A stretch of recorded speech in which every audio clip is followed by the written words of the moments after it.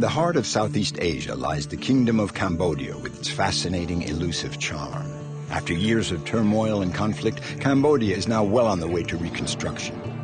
There's a yearning for peace evident in the revival of the ancestral arts, but also in the rediscovery of Cambodia's natural treasures.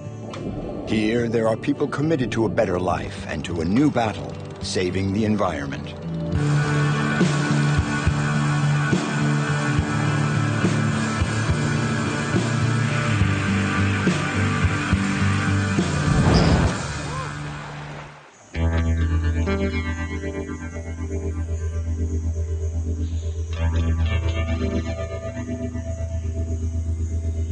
Tonle sap, a miracle of nature, is the lifeblood of Cambodia. More than just a lake, it is the elusive domain of water. With its floods and droughts, it sets the rhythm of life for 3 million Cambodians.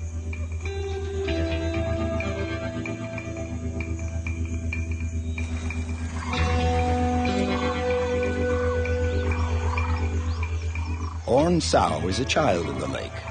Water has always been part and parcel of his life. I have, in fact, always lived on the lake.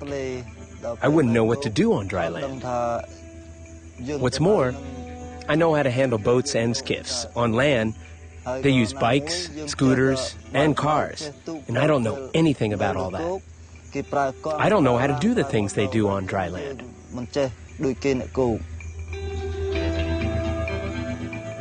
Orn lives on the western part of the lake, in the village of breathtaking, which literally means end of the shores. 6 months a year, the river overflows its banks and floods the forest. A village like any other, or almost, for here nothing is fixed. Everything floats. Life is suspended, gliding along the surface of the water.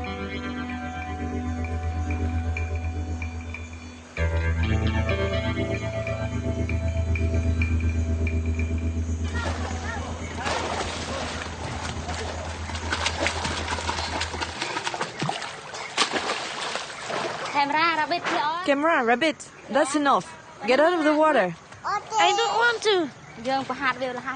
We teach them how to swim, so they won't be afraid of the water later on.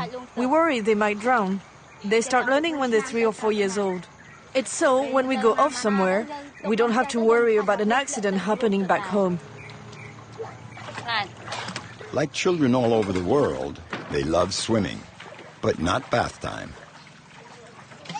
It stings.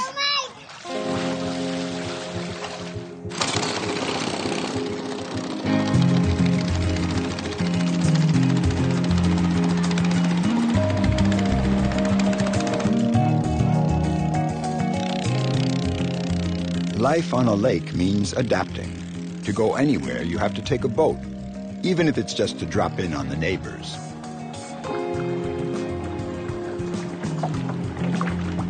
From a very young age, the lake dwellers have to know how to handle a wide variety of craft.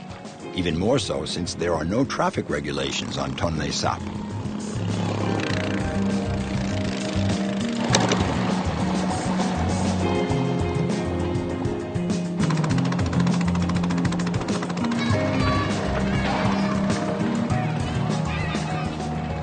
The village school is a very popular spot because it's the only place where the children can run.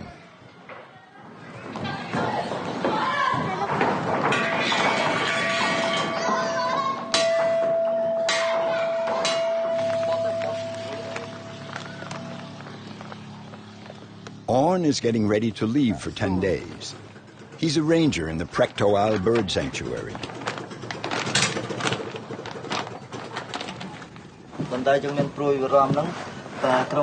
My big worry is if my family gets sick during the night, there's no one to take them to the hospital. On dry land, you can always walk, but here, you have to know how to handle a boat. You wearing Daddy's hat? Come on, a little kiss? Today, Daddy's going away to work in the forest. I'm off. Don't worry.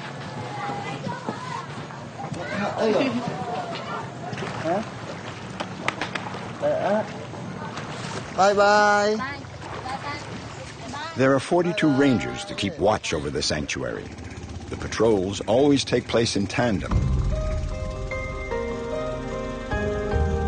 For Orn, the profession of forest ranger runs in the family. He's teamed up with his brother, Rota, for their patrols into the flooded forest of Breathtaking.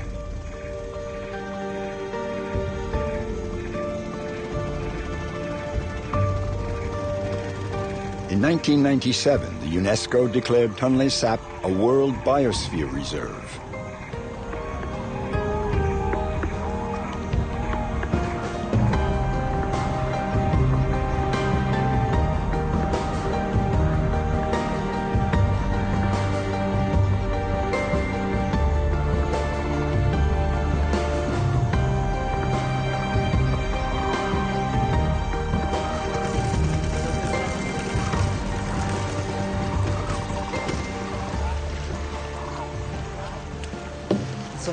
Good morning, sir.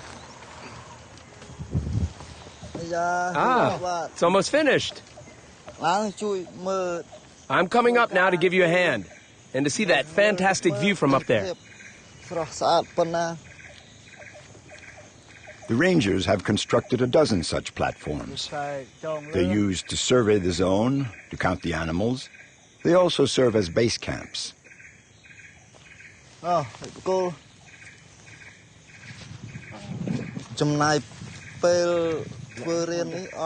Building a platform like this takes 2 days with 5 or 6 people. But if there are only 2 or 3 of us, you have to figure 6 and 7 days. First, we have to study the type of tree. Then, we have to figure out the best angle for the platform, so we have an unobstructed view. That makes it easier to count the animals.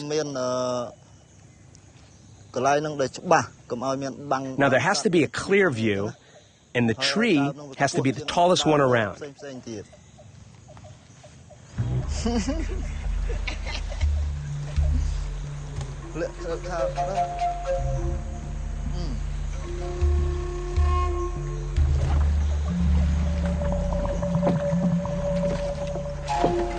The two brothers cut the motor and row into the heart of the reserve to avoid spooking the animals and to spot eventual poachers.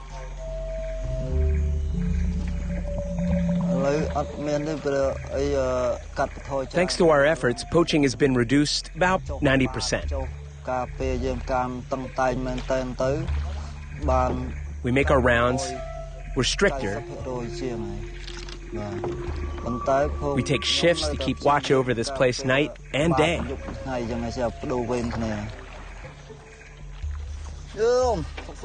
Hi guys, how's it going? Great.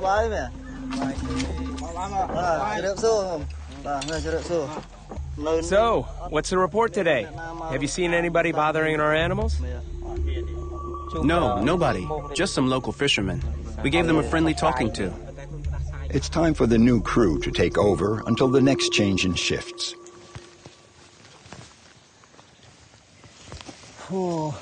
It's so hot. You take notes and I'll observe. Move forward. Check the Faronella first. Wait, I'm focusing.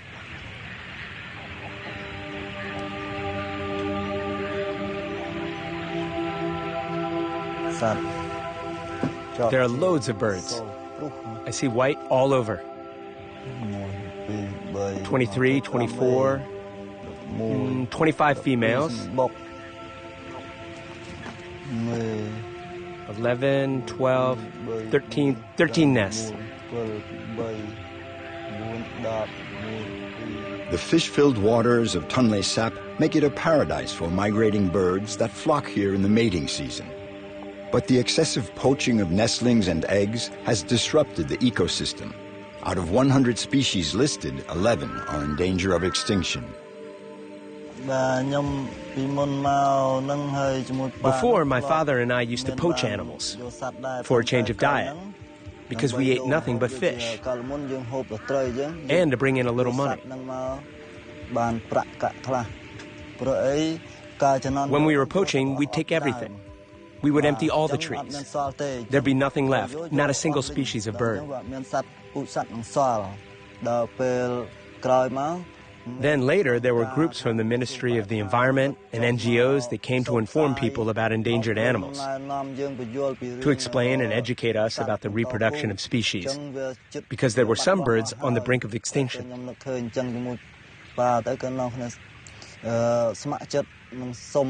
So my father and I thought it over, and we decided to get involved and to work for the protection of nature and birds, to preserve them for future generations.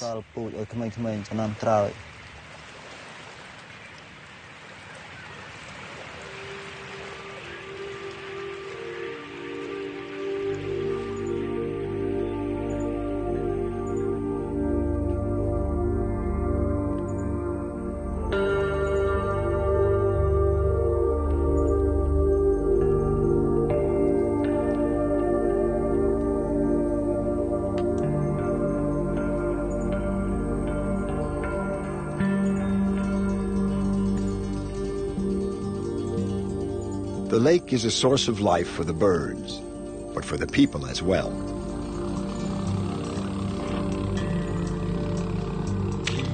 The water hyacinth, an invasive plant harmful to the environment, is an abundant source of raw material for the village women.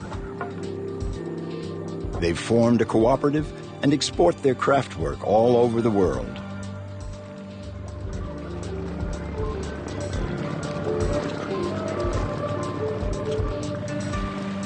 Fishing is still the main activity on the lake. It has allowed the lake dwellers to meet their needs since the dawn of time.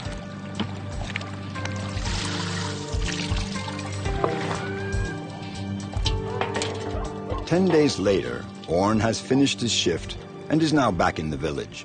Hello, my friend. Hi, Orn. You haul up your nets? Yes. Can you sell me 20 or 30 kilos? I don't have that much. I'll take whatever you have. I have 12.5 kilos. Okay, go ahead.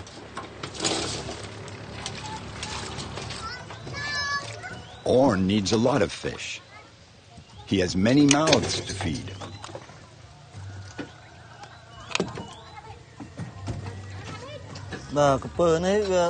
This fellow here is in fine shape. We have about 60 crocodiles in all here. And there are 4 categories: the 1-year-olds, 2-year-olds, 3-year-olds, and the over 10s.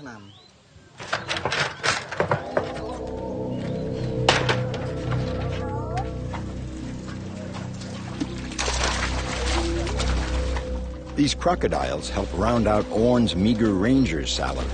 They're sold for their meat and for their skin as well. Orn started his crocodile farm about 10 years ago.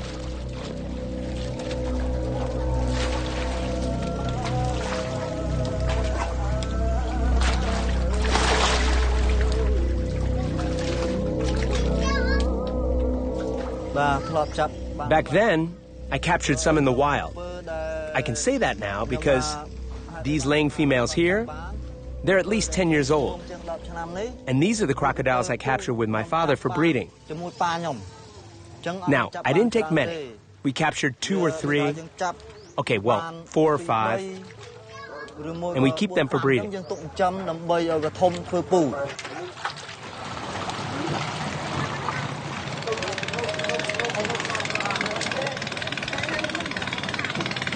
Go on. Pull the rope that way. Pull, pull.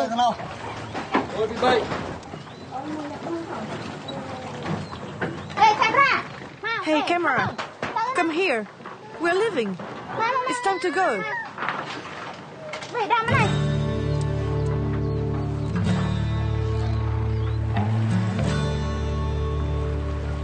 Twice a year, they make the big move.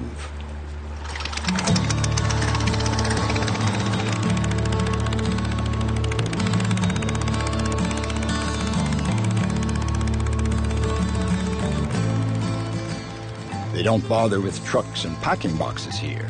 They simply move the house with the whole family inside. There's the high water season and the low water season. Now, when the water level rises, we move back towards the forest. When the water recedes, the level is low, and that can destabilize the house, make it rock on the bottom, you see? So we head for deeper water so the house doesn't get grounded.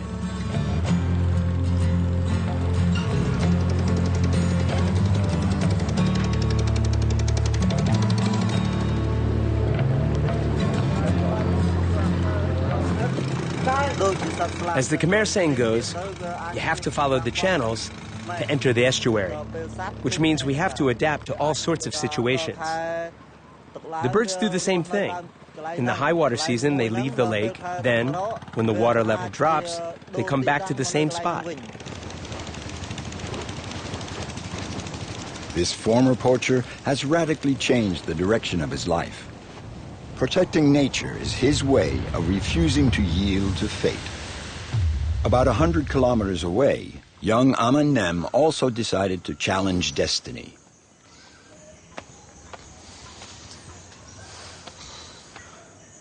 "352 steps and a 76-meter climb separate the gods of the Wat Banon temple from mere mortals.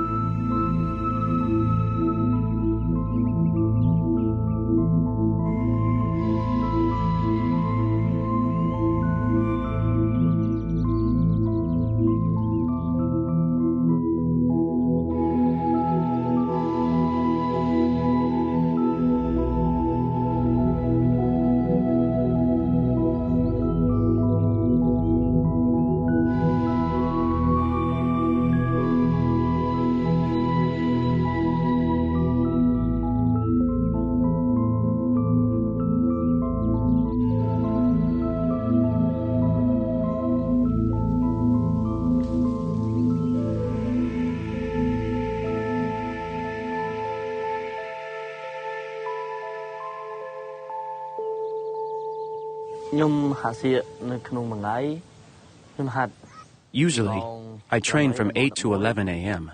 and from 2 to 5 in the afternoon, Monday through Friday.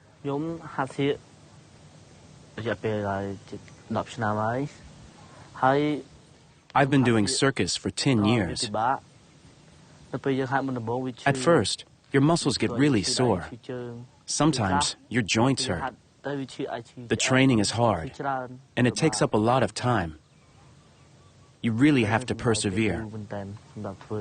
The main thing is to stick with it for your own future.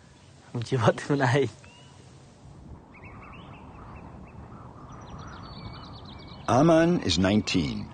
He was born in Battambang province in the west of Cambodia and is now a student in the town's circus school.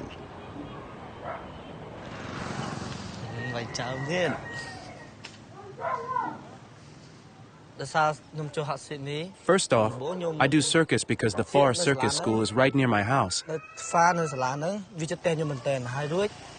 Before, my family was in a bad way.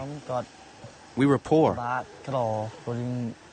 My brother was training then, so I would go watch him, and I saw that the school would give out cookies. So whenever cookie day came around, I would go train too. Aman goes home after each training session. His brother, Sopa, is also a circus performer. While attending the Far School, he was spotted by the National Circus School in Quebec.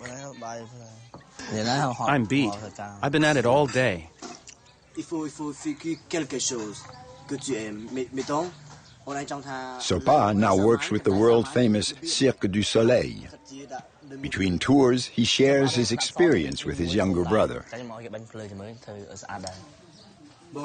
Here's the family photo. My parents have 12 children, and 7 of them are in the circus.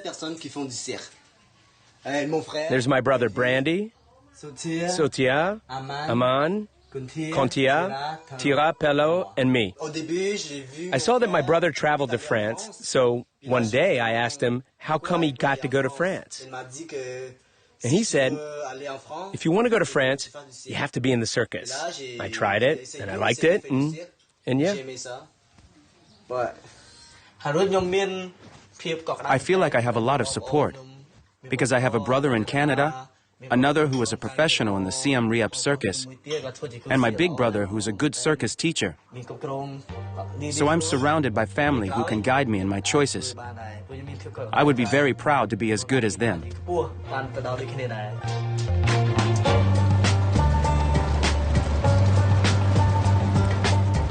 Thanks to the success of his children, the situation of Aman's father has improved, and now he has a tuk-tuk. Today he's taking Aman to see his brother perform at Siem Reap, 170 kilometers from Battambang.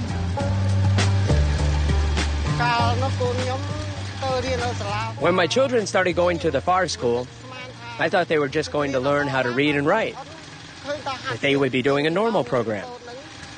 I didn't know they'd be doing circus arts, and afterwards I watched their training every day because I was afraid they'd get hurt.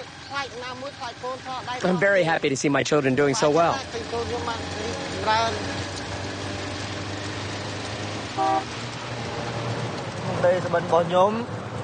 My dream is to become a performer who plays all over the country, all over the world, and all the countries that I've never been to. That's my dream. I want to see, to hear, to experience how beautiful it is and how difficult it can be. Where my limits are. That's it. I want to experience everything.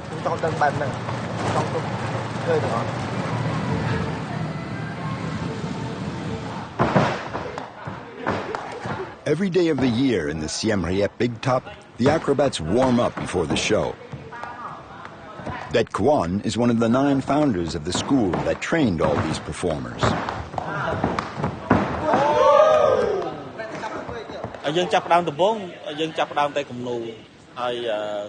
the beginning, we only taught drawing at the school.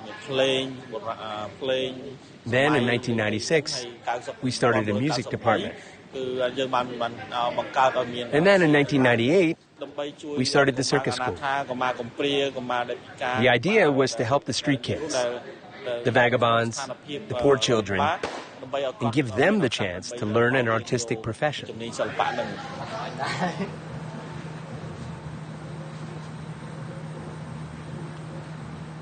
Aman has gone backstage to see his brother. You need help? No, you'll mess me up.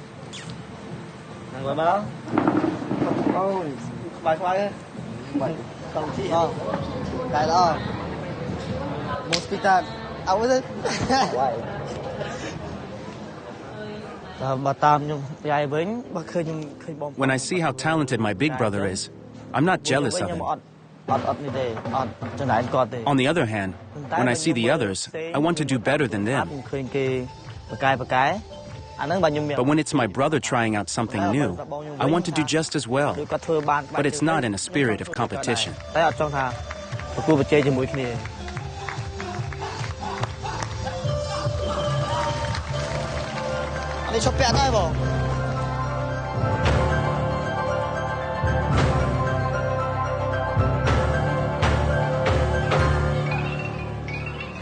This entire adventure sprang from a place free and open to all, a unique school, Phare Tonle Selpak, which literally means light of the arts. It's open to underprivileged children and goes from kindergarten through high school. An education in the arts here puts the smile back on the children's faces. Keep your hands up, straight. Straighten up. Okay, go down to the end, come back, and turn here. Brandy is Aman's eldest brother. The career of an acrobat is short. He retired from performing at 33 and became a teacher and choreographer. Keep your balance. Yeah, just like that. When I was a child, I was in the street selling cakes. It was what you could call the life of poor people. As soon as I started studying here, it made me very happy. It changed my life and that of all the members of my family, my brothers, my sisters. It's all thanks to the generosity of the Far School that encouraged us to go on stage and sent us to study abroad. These kids are like me. There's no need to force them. They came of their own free will. They saw something amazing, they liked it, so they come to train like me before.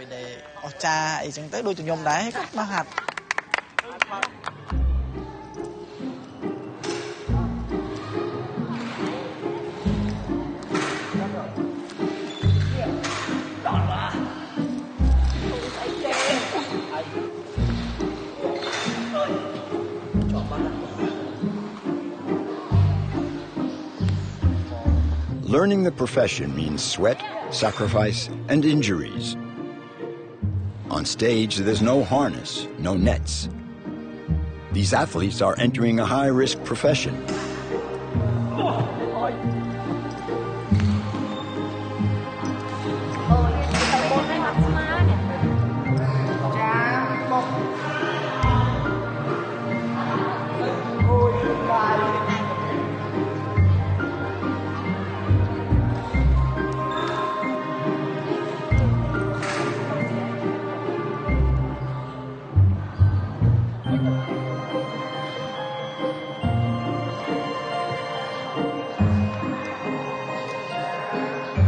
La tête, elle reste to you. Moi, je suis vénézuélien. I'm Venezuelan. I think that it's the same where I'm from. Both are countries that are not rich, so I can really understand. You always have to have the dream, the motivation to go far.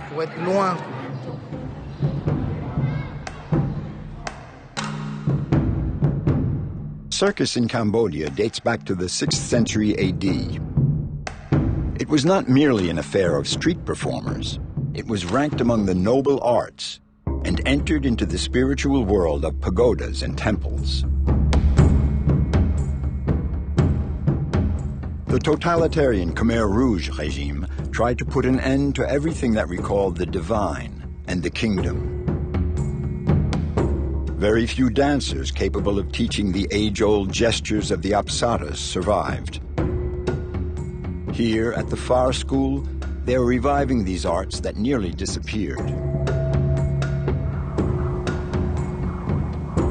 The memory of the circus is also engraved in the Holy of Holies, in the temples of the ancient kingdom of Angkor.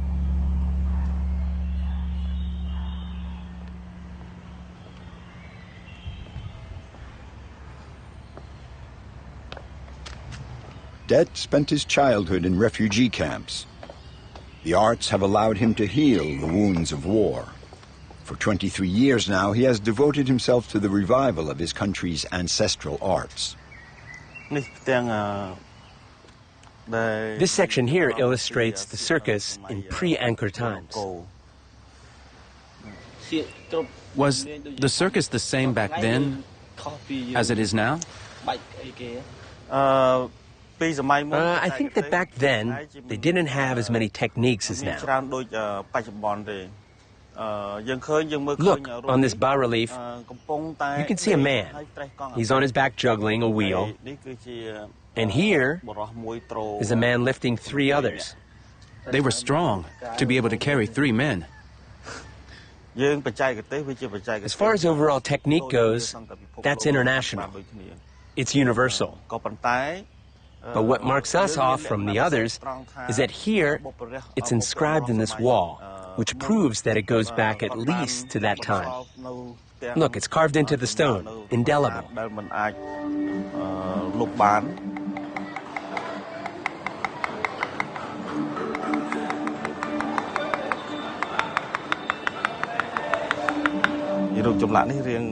This bas-relief is kind of damaged, but even so, you can see the detail of the sword swallower. It's going down his throat. His throat has to be perfectly straight for it to pass. Otherwise, there's an accident.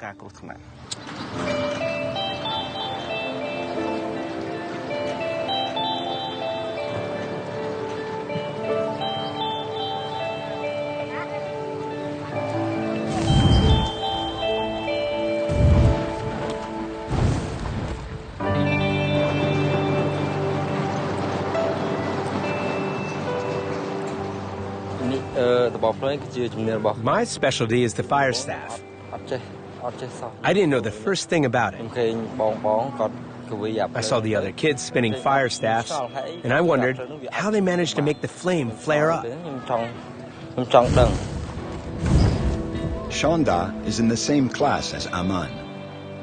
To become a circus performer, one has to strive for perfection, to surpass oneself, and then to surpass the others.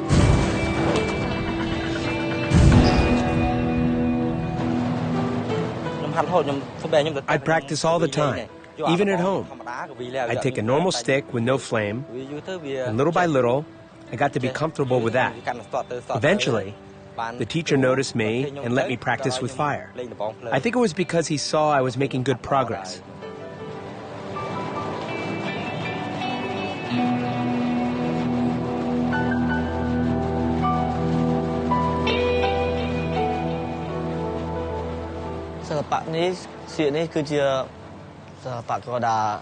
The circus is an art that dates back to ancient times. And I'm happy and proud to be carrying on this art today.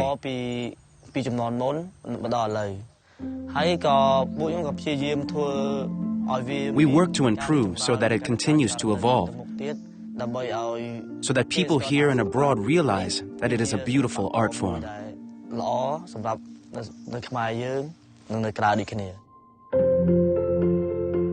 Becoming a circus artist means rehearsing tirelessly to make the public believe, at least while the show lasts, that magic is possible.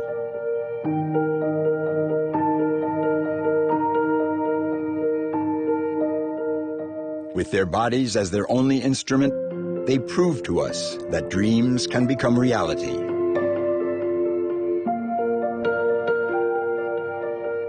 Aman's story is also the story of many other children like him, the story of poor but determined kids who give their all for their dreams and eventually work their way into the spotlight.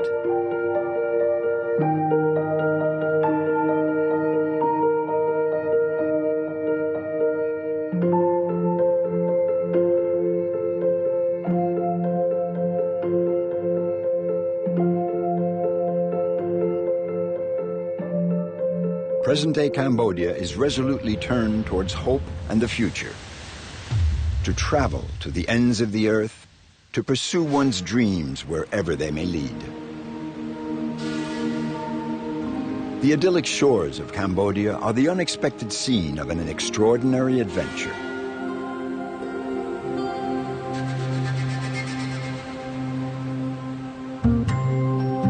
"13 kilometers off the southern coast of Cambodia lies a string of islands as beautiful as they are fragile. Beneath the surface of the water, marine life is suffering in silence from the damage of illegal fishing, which is rampant here.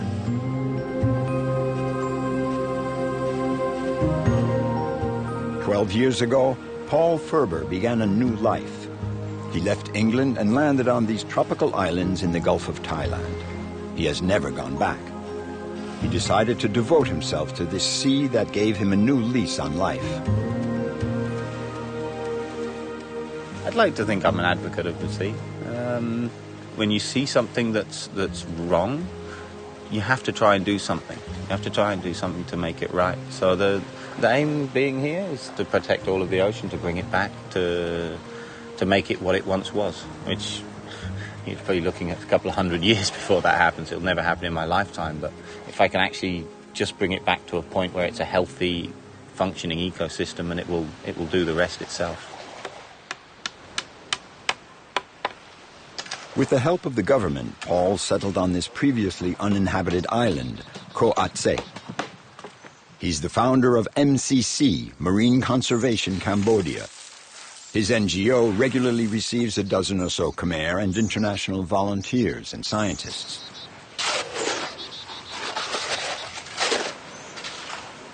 In order to protect the marine life, they designed a system of reinforced concrete towers. Everyone lends a hand for the work, even Paul's son, B. B, you know why we do this? Yeah? We make the house for the fish to live in. Maybe, if we're really lucky, we can grow some oysters on them too. Huh? The oysters will clean the water. Yeah? We put some seagrass. The seagrass is very good. Yeah, the seagrass around them, yeah? Okay. Pretty good, huh? 4 years old, and the first thing he says is, can we have seagrass too, because it cleans the water? 1, 2, 3.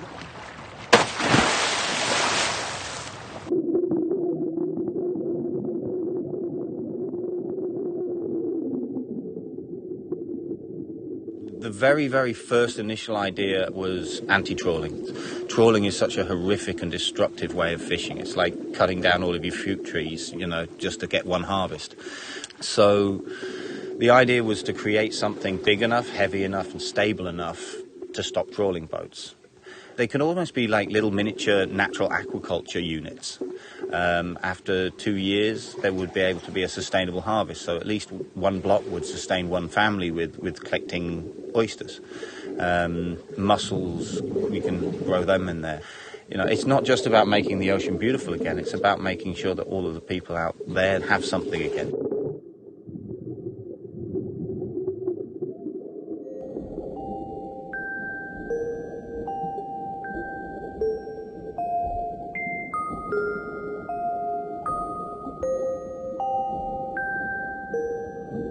We see the life coming back all the time.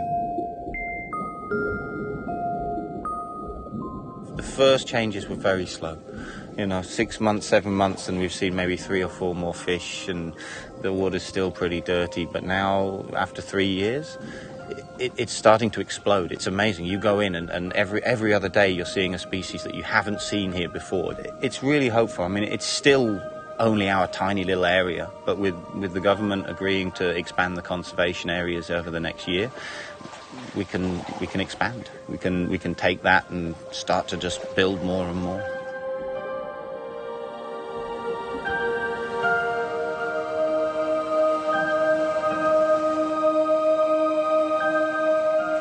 Life on the island unfolds to the rhythm of nature and the activities of the community. Paul now lives permanently on the island along with his wife and 5 children. The scientists that pass through take turns in homeschooling the children.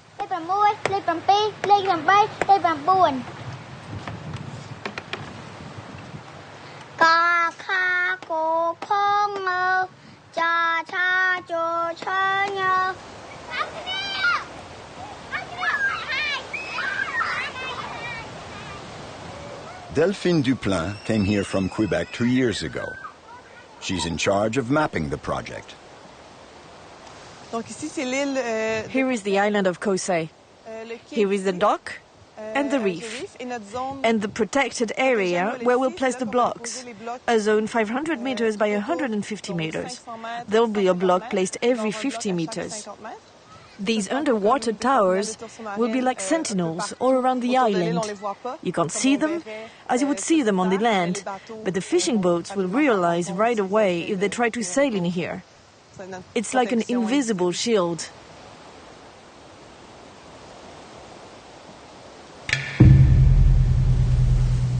The island has an interesting past.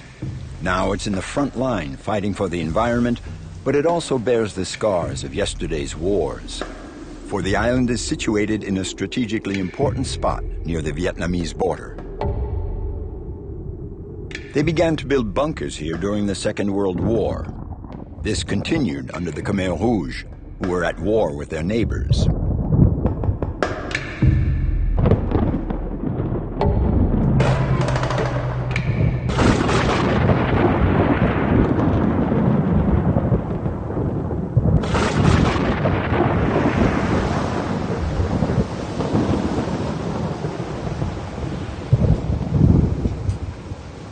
I come to the pier often at night.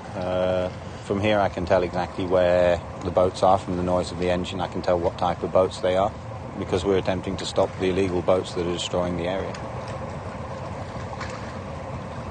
When we first started here, you could literally feel the noise on the island. You'd feel it through your feet.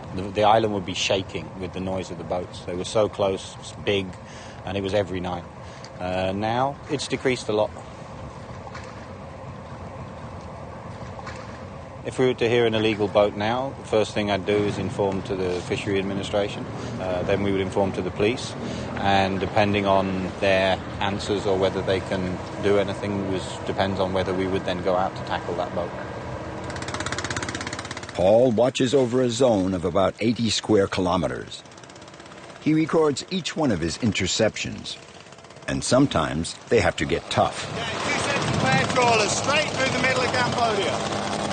Here he is here, one over here, 2 more over there. Cambodia's territorial waters have been ravaged by illegal and destructive fishing methods like trawl nets, dynamite, and electricity.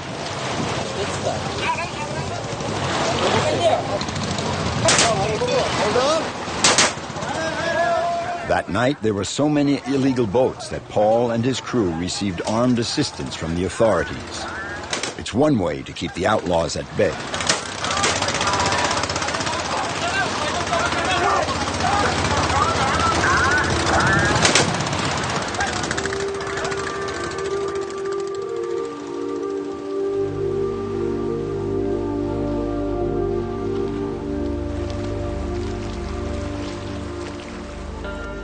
At dawn, the horizon is once again calm. It's time for the local crab fishermen to haul in their traps.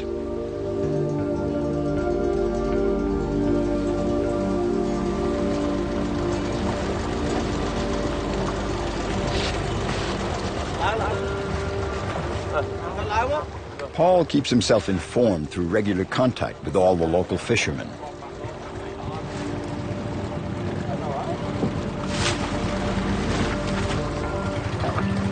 They're doing pretty good. All the crab in here.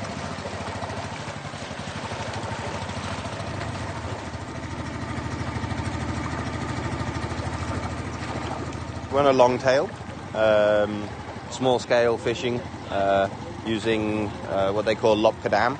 A lopkadam is basically a collapsible crab trap. They've got 2,000 of them that they laid out last night, and they're pulling up now.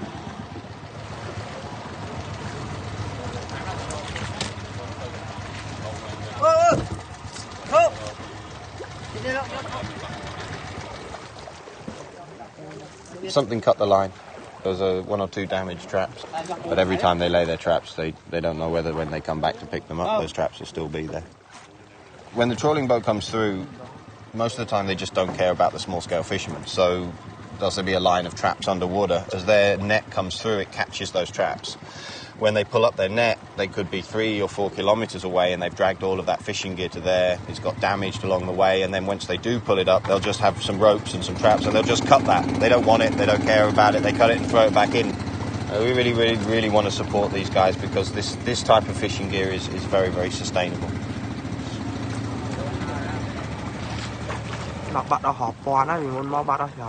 It's true. I myself have lost thousands of traps, especially over there. There are little fish and crabs, but when the trawlers come through, they just rip up everything, even the coral.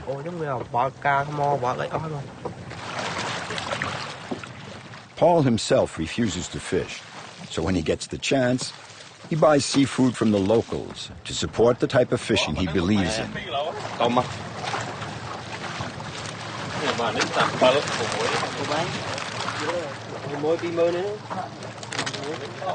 Up and turn.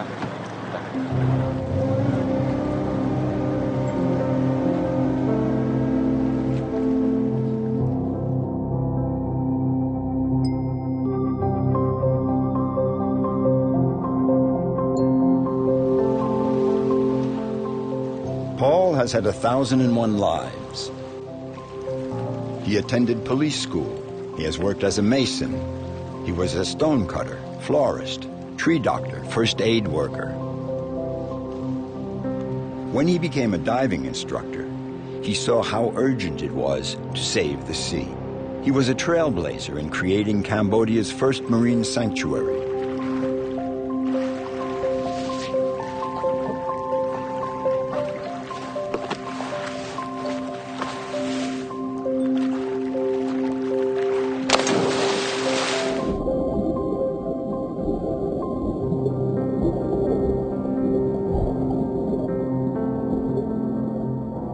I loved small stuff. When I went diving, it wasn't about all the big things you could see or the clear water. It was about finding all of the really bizarre and strange camouflage creatures. Ghost pipefish, the nudibranches, all of the small marine life.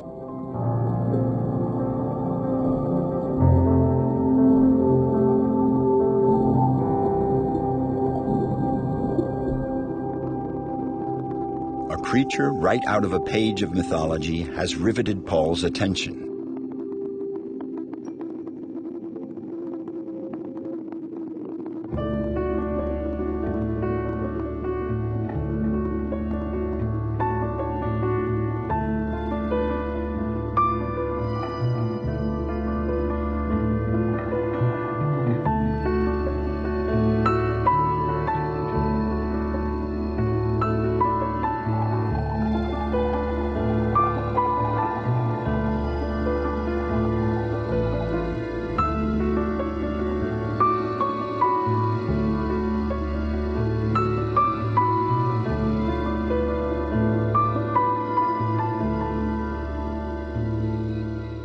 When I came to Cambodia, I did a dive in Sam Lom where I saw 56 seahorses in 1 hour.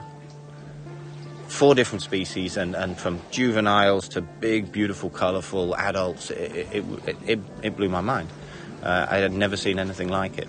And I started to video them, photograph them. I used to go out every day. That was all I did. I just every time I went out, just go to see the seahorses. Paul is one of the rare specialists in seahorses. This unique species where the male bear the young. Some of them have been marked, so a cleaning is in order to identify them. Even though it has survived for over 40 million years, the seahorse is now besieged by many dangers. It is a much sought-after remedy in traditional medicine. People attribute all sorts of powers to it on account of its strange looks. And then, for whatever reasons, the trawling fleets from Sihanoukville, and including a few Vietnamese boats which came specifically for the seahorses, just started to trawl all of those areas. So I would go down to see a seahorse I'd been filming for a month or 2 months, and there was nothing. There was no home. There was nothing. The sand was bare. I remember seeing a little purple one all crushed. It had just been crushed, and they destroyed everything that I loved. So that's pretty much how MCC started. They destroyed the areas.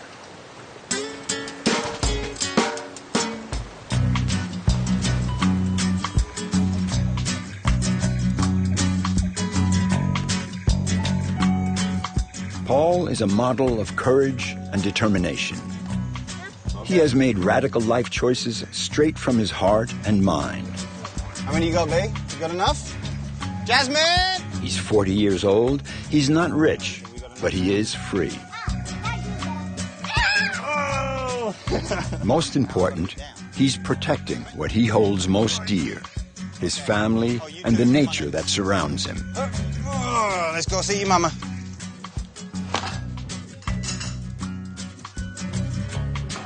Not already? Yes. See? 2 or 3 days and can eat, okay? My feeling for my children, I see that there's so many things that are wrong with the world. And the biggest one is that we destroy it. We destroy it every day. And kids are taught in schools and in just through the TV and magazines to aspire to so many things that really are just not that important. The latest fashions and who's got the best trainers and, fantasy stories about things that just are completely unreal. I want them to grow up with an appreciation of the earth and a connection to it, and a connection to nature that allows them to be change makers. I hope that I instill in them enough of the importance that unless some people stand up and start to do something to change, then nothing will change. The world will become darker in their lifetime than it ever has in mine.